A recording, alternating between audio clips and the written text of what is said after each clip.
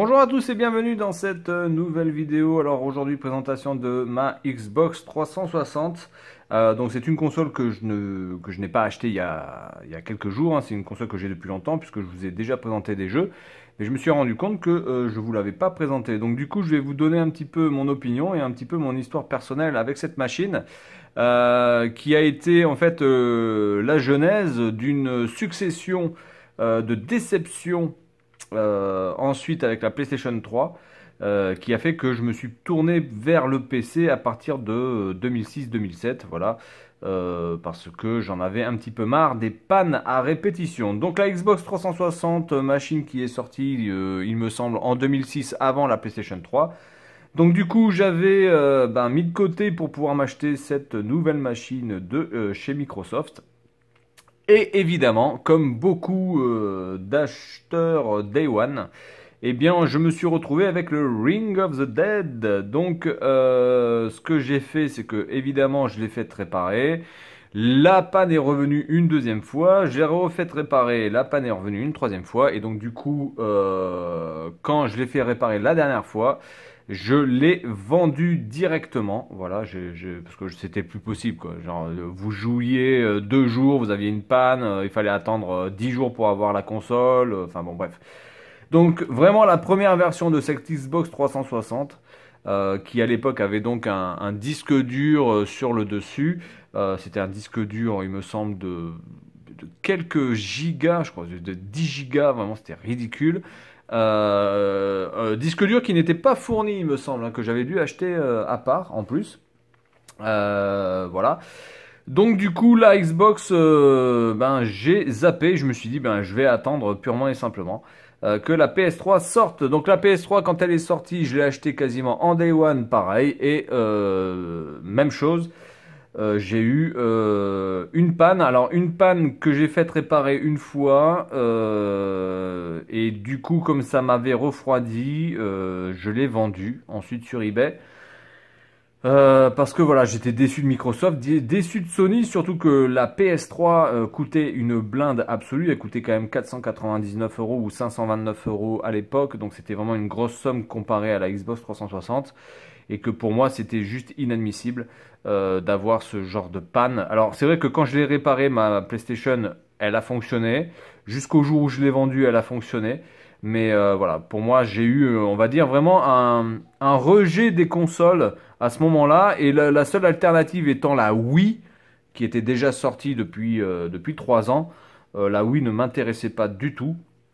Donc j'ai fait ma période PC. Donc vraiment ma grosse période PC a été due au fail monumental de ces deux consoles en Day One que sont la Xbox 360 et la PlayStation 3. Donc ensuite je suis revenu vers la Xbox 360 bien plus tard, hein, puis une fois que j'étais à Taïwan, donc en 2016, donc vous voyez c'est 10 ans après.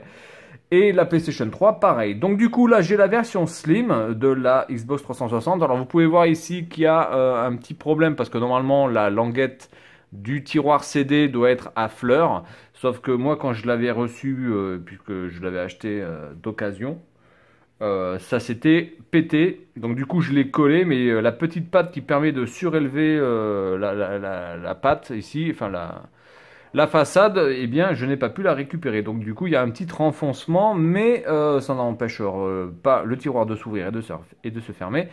Et ça n'empêche pas surtout la console de fonctionner. Donc, celle-ci fonctionne très bien. Jamais eu de problème. Donc, l'avantage, c'est que, évidemment, sur cette console, on peut la mettre couchée ou debout. Alors, comme la PlayStation 3 Fat aussi. Et d'ailleurs, comme la Xbox 360 Day One, qui était bien plus grosse, mais qui pouvait fonctionner et debout et couché, donc vertical, horizontal. Celle-ci bénéficie donc directement d'un disque dur que j'ai changé. C'est assez facile à changer le disque dur là-dessus, c'est pas vraiment un problème. Là, je suis sur un disque dur de 250 Go, il me semble. Voilà. Devant, vous avez donc les fameux deux ports USB pour pouvoir brancher les manettes que je vais vous montrer tout à l'heure. Ici, vous avez le bouton de synchronisation, le bouton pour allumer, pour faire reset, etc. Voilà, bon, on va pas Vous connaissez un petit peu la base, voilà. À l'arrière, vous avez le câble HDMI, évidemment, que vous allez mettre ici, ou le câble audio-vidéo. Je crois que c'est l'un des premiers câbles de la Xbox 360 qui était comme ça. Parce que la première Xbox 360 n'avait pas de HDMI, hein, si mes souvenirs sont bons. Vous avez 3 autres ports USB, ce qui est franchement plutôt correct de la part de Microsoft d'y avoir pensé. Un port Ethernet, un port auxiliaire qui vous permet entre autres de brancher le Kinect, une sortie optique et donc ici pour brancher l'adaptateur secteur. Alors l'adaptateur secteur qui est externe avec un très gros bloc comme sur la Xbox One première version. Donc ça c'était vraiment un des problèmes pour moi de chez Microsoft, c'est de toujours avoir des putains de blocs d'alimentation qui étaient quasiment, qui faisaient voilà, la taille de ça. Très épais. Alors certes, ça devait être certainement très stable et très fiable. Mais du coup, ça faisait quand même un petit peu gros par rapport à la PlayStation 3 Fat qui, elle, avait donc le bloc directement mis dans la machine. En sachant que la Xbox 360 Fat, la première version, avait aussi un bloc externe.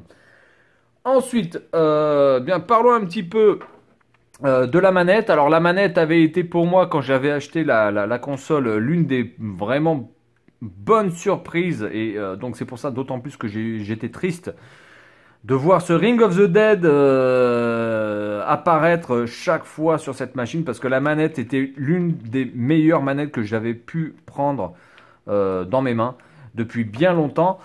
Surtout que bien après j'ai eu donc la première manette de la PlayStation 3 qui était juste une daube absolue. Donc ça j'ai déjà fait le comparatif des manettes, vous avez juste à regarder les vidéos, vous pouvez aller dans les playlists. Donc cette manette qui était vraiment excellente, avec un poids pas trop lourd mais pas trop léger, on sent quand même qu'il y a de la qualité, les sticks analogiques qui sont vraiment très bien placés, la croix directionnelle qui est d'une précision absolue.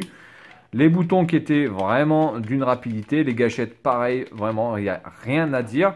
Alors moi j'ai une version filaire, il existe évidemment la version sans fil, voilà, mais je préfère la version filaire moi, bizarrement. En plus en sachant que beaucoup de manettes USB sont compatibles avec la Xbox 360, puisque normalement vous avez quand même pas mal de manettes USB qui sont fabriquées par Microsoft pour PC et qui sont totalement compatibles. Et d'ailleurs, cette manette est compatible aussi PC. Je peux la brancher sur mon PC, il n'y a aucun problème. Je peux jouer à tous les jeux sans aucun problème. Alors, en matière d'auxiliaire, bien, vous aviez donc le Kinect. Alors, le Kinect sur la Xbox 360, on peut dire que ça a été entre guillemets un succès puisque c'était assez nouveau et donc beaucoup de gens l'ont acheté.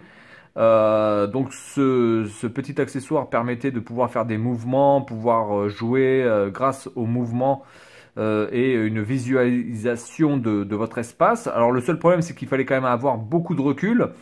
Si vous étiez dans un petit salon de 9 mètres carrés, honnêtement c'était pas possible. Donc c'était un petit peu le problème. Donc ça a eu du succès, je pense quand même que le Kinect de la 360 s'est beaucoup vendu. Par contre, je pense qu'il s'est beaucoup revendu parce que ensuite, quand on regarde vraiment l'intérêt du Kinect et l'intérêt du gameplay surtout de ce truc-là, voilà, on n'est vraiment pas du tout convaincu par le truc. Alors moi, je l'avais testé la première fois chez mon cousin avec le jeu qui s'appelait Adventure Kinect Adventure, je sais pas quoi là, avec des cascades et des machins. Bon, c'est marrant pour les gosses, ça fait rire les gosses, hein. Il n'y a pas de problème, hein. Comme arracher le dentier de mamie, ça fait rire les gosses aussi. Mais est-ce que c'est vraiment pertinent au niveau du gameplay? Honnêtement, moi je trouvais ça très moyen, c'était pas du tout précis, c'était assez chiant à mettre en place en plus. Et moi ici, bizarrement, j'ai pas mal de recul, mais j'ai un problème avec le micro, c'est-à-dire qu'il n'y a absolument aucun bruit. Mais je sais pas, peut-être à cause du grésillement de mon réfrigérateur ou je ne sais quoi. J'ai vraiment du mal à savoir. À chaque fois, le son, il me dit qu'il y a trop de bruit, qu'il y a trop de perturbations sonores. Donc voilà, donc, je comprends pas le truc. Je peux pas faire moins de bruit que le silence. Hein, ça va être un petit peu compliqué. Alors par contre, le Kinect qui était sorti sur la Xbox One, par contre, lui, on peut dire que c'était un fail total. D'ailleurs, Microsoft a décidé de l'arrêter définitivement. Voilà, je pense que c'était pas du tout la révolution attendue. C'était une bonne expérience, mais je pense pas que ce soit vraiment la révolution. Le VR était quand même, et pour moi, plus une révolution et plus sur quelque chose sur lequel on peut miser dans le futur. Peut-être pas que dans les jeux vidéo, mais entre autres dans les jeux vidéo. Les boîtes de jeux maintenant, pour finir. Alors, les boîtes de jeux sont des boîtes de jeux de type PlayStation 2. Voilà, alors que sur la PlayStation 3, eh bien, du coup, vous avez Sony qui va faire donc des boîtiers de Blu-ray qui seront beaucoup plus petits, un peu plus fins. Voilà, mais les boîtiers de la Xbox 360 sont des boîtiers ni plus ni moins de même gabarit que la PlayStation 2, sauf qu'ils sont évidemment vert fluo. Voilà, et qui sont de même gabarit d'ailleurs que la Xbox première du nom d'ailleurs. Hein, c'est exactement les mêmes types de boîtes, des boîtes de DVD. Voilà. Avec cette fois-ci une notice. Alors, on arrive au début des jeux où les notices vont se faire de plus en plus rares au fur et à mesure des années.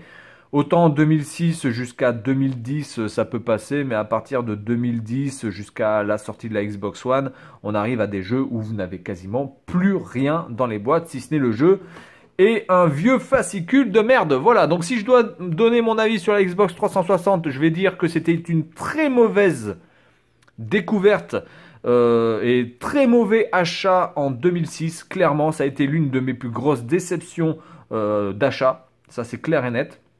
La PlayStation 3 aussi, mais je n'ai eu besoin que d'une réparation et ensuite ça a fonctionné. Je l'ai revendue et elle fonctionnait nickel et je n'ai pas eu de message de l'acheteur jusqu'alors. Par contre, ça a été une très bonne redécouverte. Voilà, excellente redécouverte de cette machine en version slim et en version stable. Voilà, il n'y a pas de Ring of the Dead, c'est beaucoup plus petit. Je trouve la machine beaucoup mieux faite esthétiquement aussi en version slim qu'en version fat. Le fait d'avoir un disque dur déjà à l'intérieur, c'était quand même un gros point positif. Le fait d'avoir un HDMI natif en port, c'était quand même aussi un point positif par rapport à la version FAT. Donc très très bonne redécouverte, je n'ai rien à dire sur cette machine, rien à dire non plus sur la PlayStation 3 puisque j'en ai une qui n'est pas une version Day One, qui n'est pas la version rétro-compatible, mais qui est une version, je ne sais plus laquelle c'est, mais en tout cas version FAT qui fonctionne très bien aussi, il n'y a rien à dire. Donc voilà, mon avis sur la Xbox 360, achetez évidemment la version Slim ou les versions bien après la version Day One, parce que de toute façon, vous aurez que des emmerdes avec cette console. Voilà, donc c'est tout pour cette vidéo concernant la Xbox 360. Et puis moi, je vous dis à la prochaine. Salut à tous!